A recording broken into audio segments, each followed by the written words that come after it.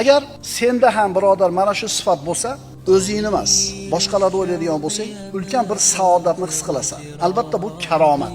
Alloh taolo hadis qudusida nima degan edi? Uhibbul asqiya va hubbi lil faqiris sahi ashad. Men dedi Alloh taolo sahiylarni yaxshi ko'raman. Endi sahiy bo'lgan faqirni ko'proq yaxshi ko'raman. O'zi faqir, lekin saxovati bor.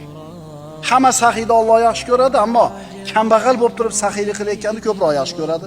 Uhibbul kurama va hubbi lil faqiril karim ashad. Karamli insonlarni yaxshi ko'raman, karamli faqirni esa ko'proq yaxshi ko'raman.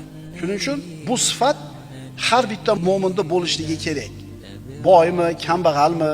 Payg'ambarimiz sollallohu alayhi vasallam aytganlar, rubba dirhamin sabaqa alfa dirham.